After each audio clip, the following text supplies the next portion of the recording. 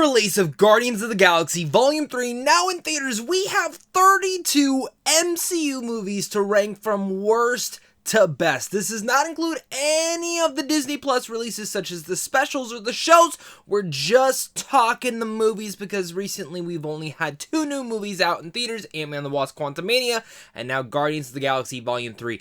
If you are a fan of Marvel, if you are an MCU fanatic, this is going to be the ranking for you. Make sure to hit that like and subscribe button because we're on our goal to hit 50,000 subs by the end of this year. And also make sure to leave your ranking down below in the comment section. I love reading your thoughts. We're all going to have different opinions, but this is going to be my opinion.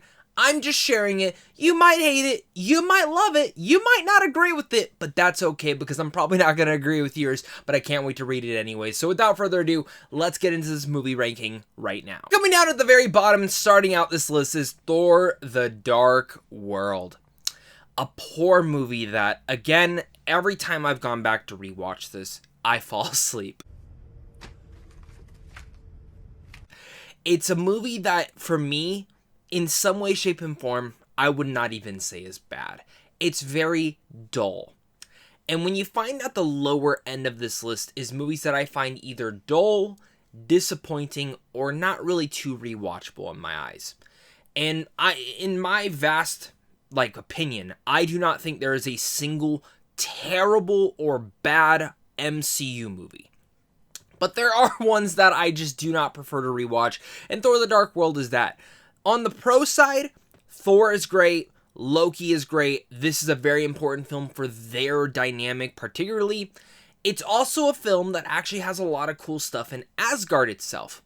The reason this film falls apart, and specifically if you've read the comics, it all comes down to Malekith and all the Dark Elf stuff, which is very sad and depressing because in the comics, Malekith is one of the coolest Thor villains that has ever been written.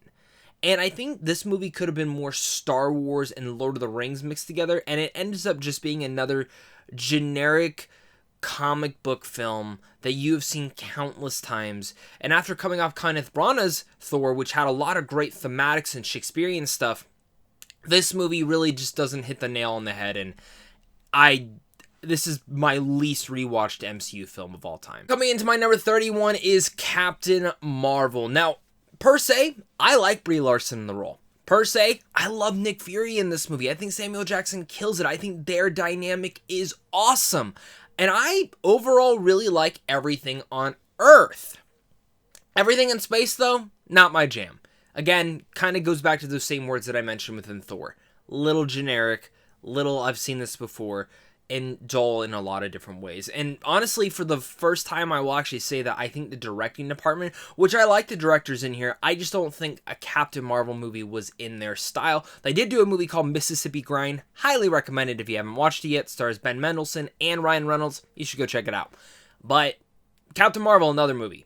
I don't ever care to rewatch this one. I am excited for Captain Marvel 2: The Marvels. That looks fantastic. But this movie, it's a nice origin story to get to know Captain Marvel. Brie Larson's decent in the role, and I think she'll be able to excel more in the Marvels per se. I really do think the biggest pro to this entire movie is her and Nick Fury's dynamic, and specifically exploring Nick Fury a little bit more. Good kitty, huh? Huh, Goose? Now we come down to my number 30, and this has fallen a lot since the last time we have talked about it, and that is Ant-Man and the Wasp: Quantumania. Maybe I'm being a bit too harsh on this movie. Maybe I'm not. Maybe you agree with me, but I just rewatched this one again, and I could only get halfway through. It's, I think, personally, a disappointing film in the MCU. For what this film should have set up, what this film could have set up, and what this film needed to establish. A lot of my issues really center down into some of the choices towards the end of the film. We can get through the entirety of the film. There's a lot of insane and crazy segments, whether it's the whole thing when Scott's multiplying and there's a ton of those things. That's an awesome segment. The Wasp segment, her having to come down and save him, that was great. I actually kind of dig the MODOK stuff, even though it's really cheesy. In a way, Quantumania kind of feels like a Rick and Morty live action movie with Ant-Man. The more that I've sat on the film, my problem really comes establishing Kang the Conqueror. I love what they were able to do with him in here. I think he's a very imposing and scary villain. But the ending of the film and the way that they handled it, it's an Ant-Man film. That's for sure.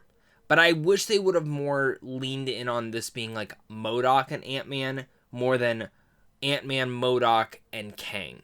And specifically, if you're trying to continue and establish that relationship between Ant-Man and his daughter, I don't feel like it really worked in this movie. It's very generic. It's one note. Paul Rudd's great, don't get me wrong. I liked Cassie Lang in here. I thought she was good too. But honestly, the big standout of it all, we're not going to talk about the other person who was a standout at one point in time, but Michelle Pfeiffer is the standout in this movie as the original Wasp. I loved her in here, but if we are looking at everything, my problem really comes down to the ending of this film. There is literally no lasting threat to Kang in this movie. He, spoiler alert, dies by ants, quote unquote, I guess defeated by ants. That's stupid. I understand it's an Ant-Man movie, but come on. Ants. He was just blowing and destroying a ton of other people. Then you fight Ant-Man, and he disappears deeper into the quantum realm, I assume. I doubt he died. So then, of course, Ant-Man gets to come back. For my opinion, he should have stayed. Like, he should have been stuck there, or the Wasp should have been stuck there, or someone should have been stuck there to show the stakes of it all. But okay, you don't want to do that. They come back, everything's fine and dandy. They're having birthday dinner for Cassie, and what does he recognize? Oh, I'm having this PTSD thought. What if I destroyed the whole world? Well, sir, no. Like, you're not going to call Captain America and warn anyone? Like, it would have been a perfect correlation to the very first Ant-Man if he were to get on the phone and call the brand new Captain America. Correlating back to the first Ant-Man film where we saw them fight, and, and then he brings them into Civil War. That dynamic could have been right there. There was the streamline for that. And it amazes me we didn't get that. Just as a warning, like, hey, like, I just fought this guy. I think you should know about him, blah, blah, blah, blah, blah. And then that could have also led into the next Captain America movie. You could be like, hey, Scott, I can't deal with this right now. I'm dealing with this other thing right now. So many different ideas they could have done. And it's very frustrating to me that they weren't able to do any of those. So, Ant-Man and the Wasp: Quantumania, I honestly think should have been a lot better. But now my number 29 is Iron Man 2. Now, Iron Man 2 for me, I actually still find to be a fun time, in fact, even though it is a little bit of a mess in its department within its writing and how it's trying to establish everything for the next Avengers film or the very first Avengers film, and also kind of trying to continue Iron Man's story. Now, Robert Downey Jr. is great. Love seeing Nick Fury more in here. Love seeing the introduction to Scarlett Johansson's Black Widow in here. I actually think Whiplash is kind of a cool villain. They just don't use him enough. Hammer is absolutely a very awesome villain that Sam Rockwell is so underutilized. It's frustrating. They need to bring more of him into the MCU. But honestly, the big standout of this is actually the action set pieces, primarily the one between War Machine and Iron Man when they're taking down all the droids at the end of this movie. That's the one that I remember. The race car sequence is pretty cool too. This is a film that has memorable sequences, but nothing more to the meat and potatoes of it all. But it is entertaining, and that's why it's a little bit higher up on this list. And it's not even frustrating to me. It's more just like, oh yeah, this could have been like way better, but it's still enjoyable. My number 28 is Thor. Kenneth Branagh directed this movie, and this is a movie that I'm like very mixed on every single time I go to watch it. Watching it, Kenneth Branagh directs a very Shakespearean tale about two brothers and a father. And I love all the Asgardian stuff. Everything on Asgard. Everything in the mythology of Asgard and all of that nature. Awesome. Love seeing the introduction of Thor and what he has to learn about being a god and how that actually works. Thematically excellent. Love the relationship between him and his brother, him and his father. All of that nature. The reason this film is so low on my list is honestly because Everything on Earth is some of the most boring stuff that I've seen in the MCU. I do not care about him and Natalie Portman whatsoever as a relationship. I think some of that humor down there, it works and then it doesn't. I just don't care about anything on Earth. It is some of the most forgettable stuff in the MCU, but this film gets the added bonus because of what Kenneth Branagh was able to do on Asgard, and specifically all that stuff that I really like. We're at my number 27, which is Captain America: The First Avenger. Now, point blank, if this film did two things, it would be skyrocketed higher on this list. And those two things happen to be, one, not montaging towards the back half of the film. It gets way too damn montagey, and I'm just like, what are we doing? There's so much stuff that you could be developing here. And two, Peggy Carter, I wish there was more of a development in this film with her and Steve Rogers. It is so surface level attempt that anytime I go back to rewatch all of the MCU and I get to Endgame, while yes, it's great to see him end up with Peggy, I never really got that establishment in this movie, sadly, because this film rushed through so many different moments.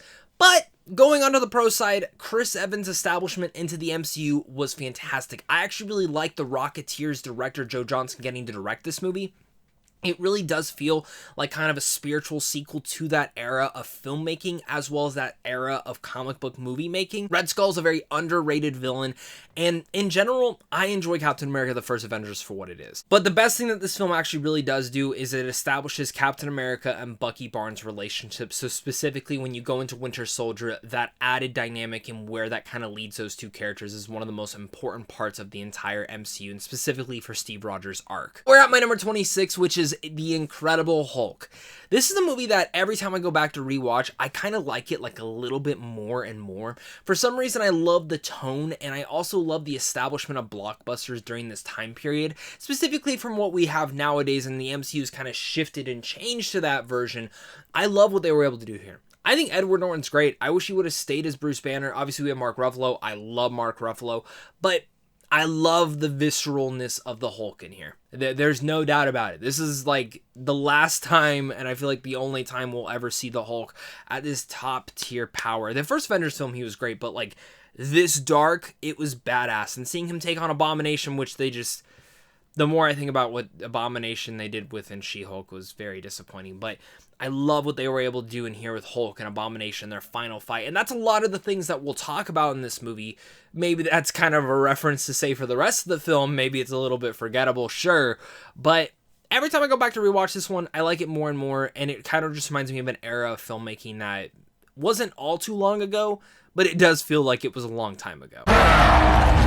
Now, my number 25 is Ant-Man and the Wasp. Now, personally for me, a lot of people hate on this movie. I like it. It's kind of like a fun little side adventure before we get into Endgame, and if you just kind of watch it out of order and you don't really pay attention to the end credit scene, it is a very enjoyable side adventure with the Ant-Man and the Wasp. There's some more fun shrinking down technology, there's some shrinking up technology, and growing big, and all sorts of things like that. Again, playing with the Ant-Man model and making it a fun time. To talk a little bit more about Ant-Man and the Wasp, I love that they gave, again, development more to Ant-Man and the Wasp. I actually like Ghost as the villain the more I think about it, and I can't wait to see what they do with that character in Thunderbolts. I think that could actually be a new expansion for that all. It's another heist film in the Ant-Man and the Wasp universe, and while the villain absolutely sucks, not the ghost person, I like that one, but the Walter Goggins stuff was stupid. I enjoy this movie. Again, it's a nice little epilogue to his journey in Civil War, as well as a nice little side adventure before we get into the dire of an Endgame. Now we get to my number 24, which is probably where the hot takes start to begin for a lot of you guys if it hasn't already, and that is Thor Ragnarok. I wish I could get on the same level as every single one of you guys who absolutely love this movie, who absolutely have it in the top 5 of the MCU. It's just, for me, there's something about Taika Waititi's directing and he didn't even write this film, but it was more the improv throughout this entire movie that actually really bothered me. It undercuts a lot of the different humorous moments in here where we'll have a great, really dark line and then humor kicks in. And I know a lot of people actually have that problem with Love and Thunder, but when we talk about Love and Thunder, I'll put my reasons for why it's above Thor Ragnarok, obviously. But Thor Ragnarok, for me, what it has is it has really fun moments to it, but frustrating story developments to the entire thing. It's frustrating story developments to Thor's character per se. And Taika Waititi came in very last minute to actually direct this thing. That he didn't write the script, so again, a lot of this does come down to improv. I love the world, I love the production design, I love a lot of the different elements they put in here. I love Thor versus Hulk. I really like Hela, honestly, on rewatch, and Valkyrie is a big standout of this. Everything on Sakaar and everything that they actually build upon in this world is very exciting and fun. There's no doubt about it that Thor Ragnarok is a fun movie. But besides that, I don't think there's much depth to this, and I do get frustrated by certain moments in here that, like I mentioned. So, with that said, I don't have too much to say on Thor Ragnarok. It's just one of those movies that I watch, and every time I watch it, I feel like I should be coming away with, like, the next best Thor film, and I just walk away going, yeah, like, right now, before the first two, this is the best one, but it's definitely not one of my favorite MCU films. I have to get off this planet. I guess this is where the hot takes continue, because at my number 23 is Doctor Strange in the Multiverse of Madness. Again, another movie that I just want to love. I want to love it just as much as so many of you guys do.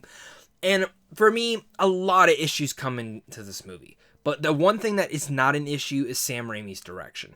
I actually think Sam Raimi's direction here personally is the thing that saves this entire film from being a trash fire. And maybe that can come down to some of the script writing and some of the rewrites that have come out that Michael Waldron had to do. Whatever you may say, I found that the story was not a disaster. That's too big of a word to say, but just very fine. The direction from Sam Raimi is great, and I think it's some of my favorite directing that we've ever seen inside a Marvel film within the Marvel Cinematic Universe. And Benedict Cumberbatch, for me, absolutely kills it as Doctor Strange in here. But if we're looking at my issues, because you're probably wondering why is this so low on the list. One, I wanted more development of him as a character. This is a film that really much establishes Wanda as the villain, and again, while I love what they do with her, I kind of wish there was a little bit more to it all in the end of the day. I love what they built up in WandaVision and the way that it kind of correlates to here. There's just something in there that's a little bit missing, specifically on rewatches. But as a fun time, like I mentioned in Iron Man 2, if we're going away from the surface level approaches for certain character arcs, because again, Doctor Strange in the Multiverse of Madness, I think needed a little bit more development for every single character involved. When we look at the entertainment value of it all, it is awesome. I love what Sam Raimi was able to do with all the action scenes, with all the horror vibes, with what they do with Wanda and the way that she shifts and morphs and becomes this demonic entity coming after America Chavez, and of course, again, Doctor Strange, and I loved it. I love the way that they kind of form and meet the Illuminati, and that brutal action sequence that Scarlet Witch gets is one of the coolest things in the new phases of the MCU, and I love Danny Elfman's score. Again, you get it called Multiverse of Madness. Wanted more development with the actual multiverse. Not too much there. It's, again, surface level. But really, in my cons, it comes down to the development of the characters. And I love Doctor Strange's character so much. I love Scarlet Witch's. I just wanted more of both of them, and specifically Doctor Strange. There comes a moment where I find the film rushes towards the finish line. And everything, when Doctor Strange and Dr. Palmer end up going to that other multiverse world and meet that Doctor Strange with the eye, it became so rushed that there's no development right there, no conversational pieces between them. It's just like they get there and they fight him and there's a cool action sequence. Then we get to the whole finale and it's cool and it's awesome to watch, but then again, it's just rushed. And then you get to the ending and it's like, oh, it's rushed again. Good Sam Raimi ending. Then you get to the final post-credit scene and with Clea, and it's also rushed and undermines the actual ending of the film. It's just, again, the definition of this film feels rushed. It now brings me into my number 22, which is Avengers Age of Ultron. This movie I find to be completely underrated. I will always say that. The only things that don't work in here is how they're trying to set up other sequels, like the Thor bathtub sequence I thought was stupid, but I did like how it developed more of Hawkeye. I love how this kind of starts to plant the seeds for between Civil War between Tony and Steve Rogers. You also get more development of the team altogether. Like the opening mission is so much fun because they're already established as the Avengers, and getting to see them work together, take out a Hydra base, and then see how that friendship and again, that whole bond really works between them all is very important for, again, Civil War, Infinity War, and specifically Endgame when we find these characters in the worst parts of their lives. And that's the thing, is I think Avengers Age of Ultron pushes us forward, does not need to actually establish this team already because we've already established them in the first film, and it goes to having such a blast of a time and giving us Ultron, which for me, if it would have gotten a little bit more development, a little bit more to do, I think Ultron would be one of the top tier MCU villains out there. James Spader does a great job. I love the introduction of Quicksilver and Wanda in here. A little bit, sure, surface level for them, But in the end of the day, this is an Avengers film, and you're developing these characters a little bit more and showing out, and again, layering out certain things that are to happen in the future of the MCU. In a way, this is kind of a setup movie, but in other ways, it's a very integral story to the entire Avengers group, and again, what happens to them down the road.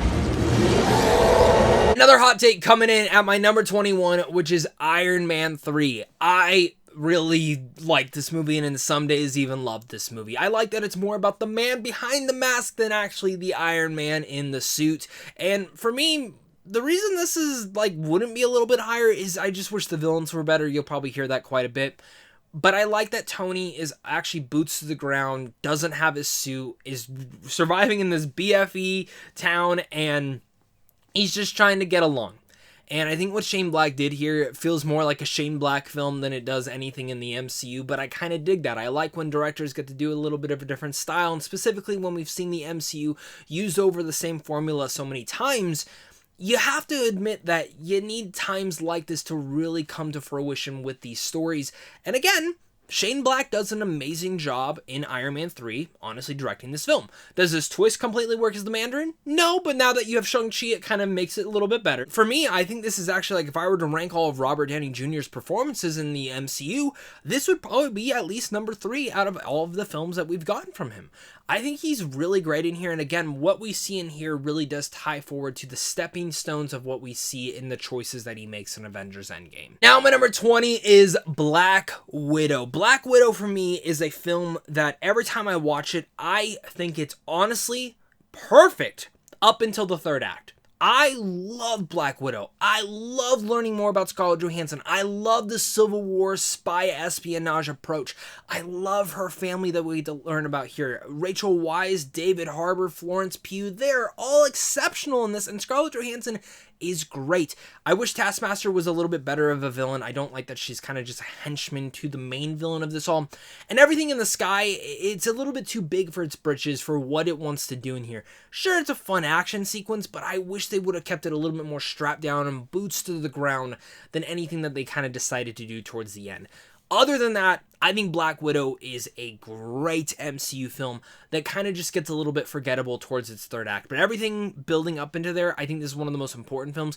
And sadly, I think it just came out at a weird time where a lot of people hate this movie for some stupid reason. But if you watch it on MCU rewatches and just put it right after Civil War, it's a great taste right after that. My number 19 is Thor: Love and Thunder, and I will say right now, I freaking love this movie. I love this movie. Why is it lower on this list? Well, I kind of just rewatched a lot of the other ones, so it kind of just fell a little bit lower on there. But Thor: Love and Thunder, for me, the only 2 issues I will say with this movie right now: the stupid goats, they do get annoying. And 2, I wish Gore just did a little bit more god butchering and killing. I personally have a theory that Bob Chapek undermined a lot of these movies within Phase 4. That's just my personal opinion. I could be just looking for someone else to blame other than Kevin Feige, because again, all hail Kevin Feige. In general, just in Feige we trust. Thor: Love and Thunder, for me, besides some of the visual effects gripes that a lot of people have, I actually think it's a very great characters thing for Thor, and specifically how it makes you actually care about Jane Foster and him. I never cared about them at all, but I actually really love their relationship in here. I actually really love the humor knitted within between them, and when I watched Thor: Love and Thunder, the thing that actually really impressed me was how Taika, when they are needing to give dramatical moments, specifically that boat scene between him and Jane Foster, and when they are talking, it never undermines it with a joke. It gives us that straight emotion, where I felt like in Thor Ragnarok, we would have had more jokes there. When Gore is deciding to either kill the gods or revive his daughter, that moment could have been undermined by a joke, and it wasn't. Seeing Jane Foster die brings those emotions to me. I felt for Thor in that moment. And then finding out why it is called Love and Thunder, honestly excelled the film even more. I thought Taika Waititi did a great job in developing and bringing that to life. Maybe there's a couple of few more jokes in here. Maybe Gore should have been a little bit darker in here. Maybe Gore should have, again, killed more gods. How beautiful. But if I'm looking at the structure of Thor and why it is called Love and Thunder, the bookend to this all makes this film really work for me. You might not agree with me. You might hate this movie. That is okay. Opinions are all different. I love this movie, though. I don't know what it is. I just love it. It's just like one of those movies that just really works for me. Now, my number 18 is the first Avengers film. This movie is just exactly what you wanted. Again, that time of blockbuster era, it is a blast. It's one of those movies you can throw on at any time and always find yourself enjoying every little moment to it. On just kind of a rewatch this year, the only thing that kind of holds this film back is the middle of it. I think it's a little too slow in the middle. They're trying to break the team apart, but they weren't even really together, and then they bring them back together for one of the ferocious and best third acts. That's about it. This is a great, awesome movie that at one point in time was probably everyone's favorite in the MCU. And for me, it was at one point in time. But now we have a lot more films in the MCU, and it's just kind of like one of those great stepping stone films. My number 17 now is Doctor Strange. Now, I'm a sucker for little origin stories, and specifically origin stories involving Doctor Strange, and I really love what they were able to do with Benedict Cumberbatch in here, and honestly adding in the magic and mystifying nature of everything inside the MCU. Doctor Strange for me is one of the coolest characters that has ever been introduced in the Marvel Cinematic Universe, and I think this is a great stepping stone for his character. Film would be higher if the villain was a little bit stronger. The Ancient One's a big standout, and I really love a lot of the action set pieces in here, and specifically the visuals that Scott Derrickson decided to place inside this film. At my number 16 now is Captain America Civil War. A lot of people are probably going to have this a lot higher on their list. I think this movie is great. Like, this movie and on up are top tier, really great to amazing films that I love inside the MCU. And Civil War for me, the big standouts for this: Black Panther's introduction, love it. Chadwick Boseman nails it. Peter Parker comes in here. He's great. I love him in the airport fight scene. The airport fight scene is so much fun. And I love the visual style that the Russo brothers decide to take in here. It's like specifically that one scene where like they're all trying to stop Bucky, and like he pulls the trigger and like Robert Downey Jr.'s face is so stunned. Those moments all leading in are excellent. And I think the final fight between Steve Rogers, Bucky Barnes, and Iron Man is one of my favorite fight scenes in the entire MCU. This, and again, is a stepping stone film while also building up Steve Rogers still more as a character. And seeing how this is kind of the end of the Avengers as we know it before we get to Endgame, it leads into Infinity War in a really grand way. Only reason this film is lower on this list, I don't think the stakes are that high. I think someone needed to die at that airport fight scene. Whether it was Rhodey, whether it was someone else, someone needed to die at that airport fight scene, and they never did. And that's the one aspect that I think holds the film back. There's never feels really any stakes in those moments, but I will give a shout out to Zemo as a very underrated villain. My number 15 now is Spider-Man Homecoming. Again, a classic coming-of-age story of Peter Parker, and really much a John Hughes-infused film, and I cannot get enough of this movie. This is actually one of those movies that when I go back and rewatch it, it just oozes with charm and smiles, and again, it makes you fall in love a little bit more with Tom Holland as Peter Parker. If we're looking at this film as well, I really love how awkward he is in this. I love how, what happens if Spider-Man doesn't have anything to swing on? You see him running through the golf course. It's all these little moments that all add to it all, and specifically a great twist of what they were able to do with the Vulture. Michael Keaton is actually really intimidating, and for me personally, as someone who loves Spider-Man, the Vulture has always been like one of my least favorite villains in all of the comics. And Michael Keaton actually made me like the Vulture more than I ever thought I would. So yeah, count me in as a Homecoming fan. Looking porn. Now, my number 14 is the first Ant-Man film. I just rewatched this one earlier this year, and I'm a sucker for heist films, so that's kind of the reason that this works. I think for me, when I look at this, you can kind of see Edgar Wright's fingerprints over this movie, and the way that it kind of took what he had originally planned and then infused it into what they actually decided to do really works for the MCU. I think for me, I actually kind of wish this was a little bit more further departed from the MCU, specifically from that Falcon scene, which I don't hate all too much, but it's the one thing that I think kind of slows the pacing down just a little bit of a hair, but I really love what they were able to do with Ant-Man in here. I think Ant-Man's awesome, and for me, Paul Rudd is just an absolute standout as this, and all the shrinking down and all the fight scenes in here, I think this is the most creative usage of Ant-Man in the entire Marvel Cinematic Universe. I'll just do like whatever's hot and fresh. Dude. We're at my number 13, which is Spider-Man Far From Home, which I will still contend has one of the coolest MCU, or just in general comic book action sequences ever, and that is everything they do with Mysterio. My jaw had hit the floor when I remember seeing this for the very first time, on the way that they did all of the Mysterio sequences and all the hallucinations. It is incredible. And the way that they actually use, the drones to be a part of that all was an aspect that I loved. I wish Jake Gyllenhaal would come back personally because I thought he was so freaking fun as Mysterio. He was so unhinged. But for me, this is a very important story for Peter Parker, and as we look at through the through line for all the Spider-Man movies now in the MCU, it's a great through line to see where Tom Holland has come through as this character, and it's one of the most beautiful pieces of storytelling we've seen thus far. I also start to come to love him and Zendaya as a couple in here. I think they have just oozes with chemistry, and I just couldn't get enough of it. Comment number 12, hot take incoming, The Eternals. The Eternals is one of those movies that I am a little bit biased towards, mostly because I love Chloe Zhao, and I also really do like The Eternals from the comic books. Now, is this movie perfect? No, by no means is it. Is it too long? Yeah. Are the Deviants pretty shitty as villains? Absolutely. And do I wish The Eternals maybe got a little bit more development? Some of them? Absolutely. Would this maybe have worked better as a miniseries? I honestly think it would have. But for what we got in this film, and what they were able to establish with so many characters, I think this is a cool introduction to a pocket of the MCU that feels different than anything we have seen thus far in the Marvel Cinematic Universe. Maybe it feels a little bit DC, sure, whatever, but I really love it. I love what Chloe Zhao was able to do with the way that she filmed the movie and as well as the action set pieces that she created throughout this. There's something about this movie that just works for me on a whole level, and a lot of it comes down to the characters, specifically Makari, Druig, Phastos. I could go on and on for days on all those characters. Icarus, I really love the development that they did with him, and certainly the twist. I love how they shot the action in a lot of different moments. The Eternals is just one of those movies that I find is beautiful, and it's really much about gods who have structured the shape of the earth, and when they find out what their actual purpose was, how that kind of deviates from everything, and how you need to figure out, do you want to actually believe in what you shouldn't believe in? It's beautiful, it's poignant, I absolutely love this movie.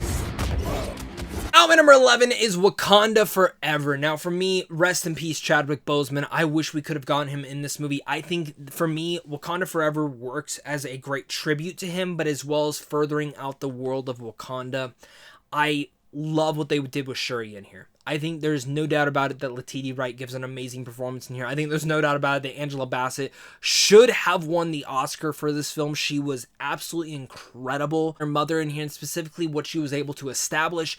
I love how each and every one of the characters are dealing with grief, and in a way, this is Ryan Coogler's way of dealing with grief. And intersecting and bringing in Talokan and Namor, I thought was one of the most best things about the film. Tenoch Huerta is absolutely incredible as Namor. I can't wait to see more of him in the MCU, and really much there's something special about Wakanda Forever every time I've gone back to rewatch it. The film's a little bit too long. Maybe I would have tinkered about here and there, and honestly everything with Agent Ross and Valentina I think was just a waste of time, but besides that, I love this movie. My entire family is gone! Rounding out my top 10, we get into Shang-Chi and the Legend of the Ten Rings, a father-son story, and as well as really much just a broken family story. I think right now Tony Leung gives one of my favorite performances in all of the MCU. They fixed and corrected and actually brought in the real Mandarin. You get some of the best action set pieces in the entire MCU, so that just was mind-blowing to say the least. And I know if people who love kung fu movies will probably go out there and say, Zach, are you sure? Like, have you not seen it? I've seen a lot, but like in the MCU alone, the hand-to-hand combat sequences are great, and I love how this goes like full Dragon Ball Z by the very end of it all.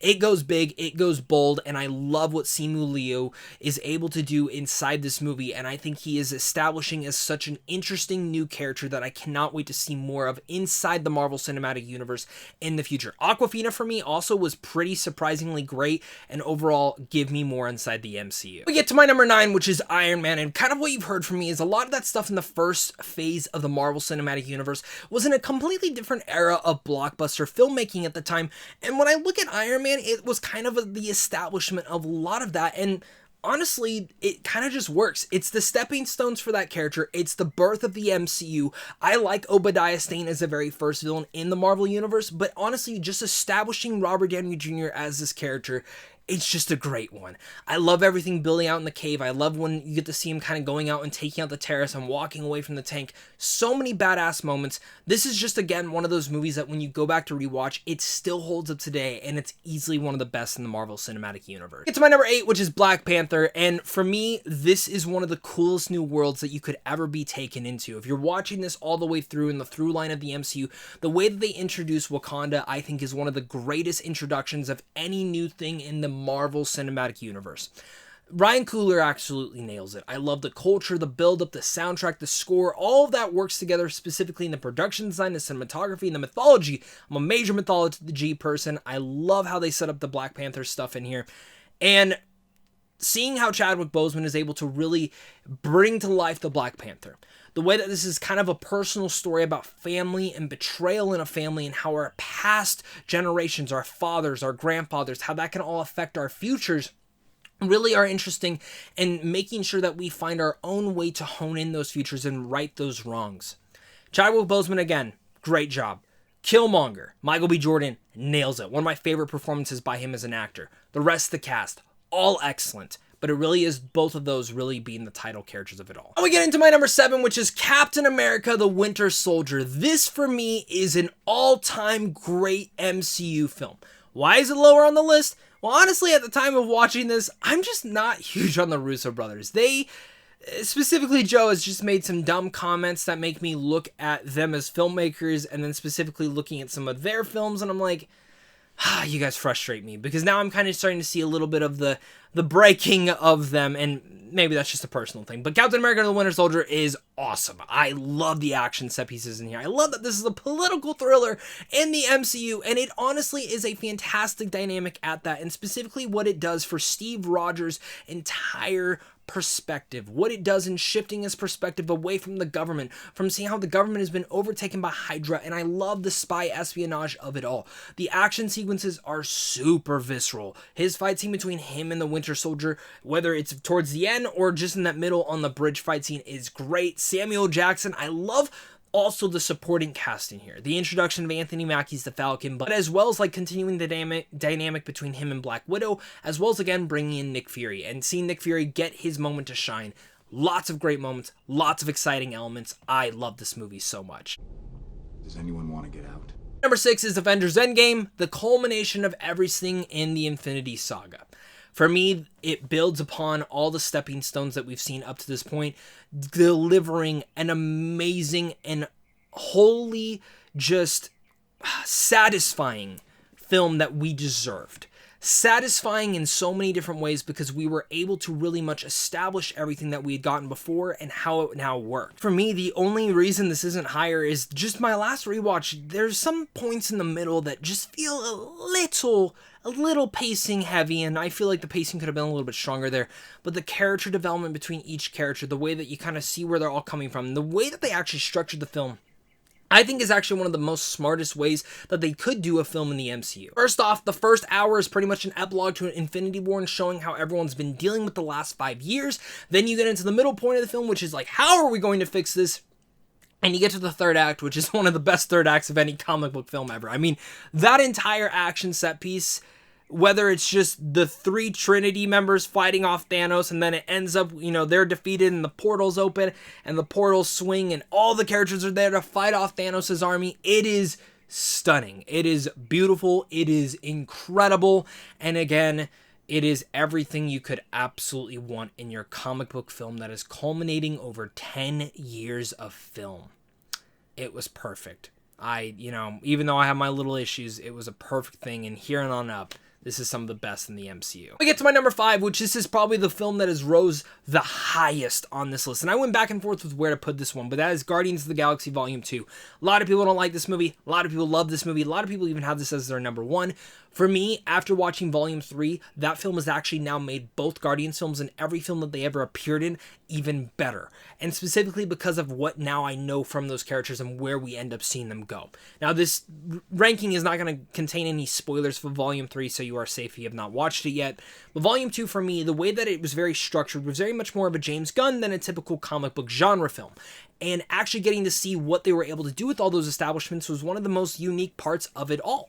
And I find that what James Gunn was able to do in establishing each character and each set of characters and giving them their character development that they needed really much furthers them out into more of the actual Guardians of the Galaxy team that we needed them to be within Infinity War, and of course once we get to Volume 3, once we see them all established. They were still trying to find their niche here because it takes place directly after Volume 1, and I think for me, what you get here for the Volume 2 is just a very endearing, hilarious, and a little bit mean-spirited sequel, but I think it was one that needed it. And specifically, when you get to the death of Yondu, it is one of the best moments inside the MCU, and also one of the most heartbreaking. I love this movie. We get to my number 4, which is Spider-Man No Way Home. This, for me, is the celebration of Spider-Man films inside the entire Marvel live-action sphere. How they were able to bring it together with Tobey, Andrew, and of course Tom Holland, and fusing them all together, but all at the same time, culminating and finishing out the Peter Parker's origin story in the MCU. It was brilliant. Whether they decided this from the very beginning of the Homecoming trilogy, or they decided, hey, this is the best way to write it all out and make this his through line, I don't know. I don't care, but that's how you do it. It elevates the previous 2 movies and also delivers some of the best Spidey action that we've gotten yet. And I love being able to see what Tobey Maguire and Andrew Garfield were up to in this, and specifically how important they were for the rest of the story. That came out of you. Yeah. My number 3 is Avengers Infinity War. This, again, is just an all-out action set piece that really delivers and brings all of that stuff together that we've wanted to see. The usage of teaming up certain people with other people all works for the most of it. I love what they did with the Guardians in here, and specifically, again, Volume 3 now adds upon all of the stuff that we've learned about them and where we know those characters are going. And when you do look at Infinity War, it has probably arguably the best action inside the MCU. This is the movie that every time I go back to rewatch it, I'm like, this is just so damn good, and it's so exciting, and the pacing is so just never holds up. It just constantly goes, and making Thanos actually the main character of the story was risky, but it worked. It's my number 2, which, round of applause, Guardians of the Galaxy Volume 3. I went back and forth with this is going to be my number 1, but I need to see this a couple more times before deciding on that. But Guardians of the Galaxy Volume 3 is the perfect finale to any trilogy inside the MCU thus far. This is everything that I could have wanted and more from something in the MCU, as well as a set of characters inside the Marvel Cinematic Universe, and James Gunn really delivered with Volume 3. It's weird, it's wacky, it's hard to watch, but it's still at the same time endearing and very heartfelt. And the way that I actually felt super emotional by the end of this kind of reminded me of how I felt at the end of Toy Story 3. I won't get super deep into this film because I do have a full movie review for it, so you can go check that out, but I do find that this is the perfect finale. The way that it establishes and sets apart every single one of the characters, and when you see the ending for each and every one of the characters and where they go, it just feels like that perfect setup for what could be next, but also maybe the ending for a lot of these characters as we know it, and maybe we don't need to see them ever again. That might be heartbreaking for some people. It was heartbreaking for me to understand that, but the action is top tier. The music is just top notch because it's a James Gunn film, and everything in here is everything you would actually want and more. But now my number 1 is Guardians of the Galaxy Volume 1. Every time I go back and watch this movie, it gets better and better, and usually it remains at the top spot. For the most part, it's pretty much been my number 1 movie of the MCU ever since I saw it for the very first time. Massive Guardians fan from the comics, massive fan of this movie, and again, like I mentioned throughout this ranking, Volume 3 only elevates Volume 1 in any other element that we've ever seen of the Guardians of the Galaxy. This film, the only thing against it, I guess you could say, is like it just follows the generic MCU formula at times.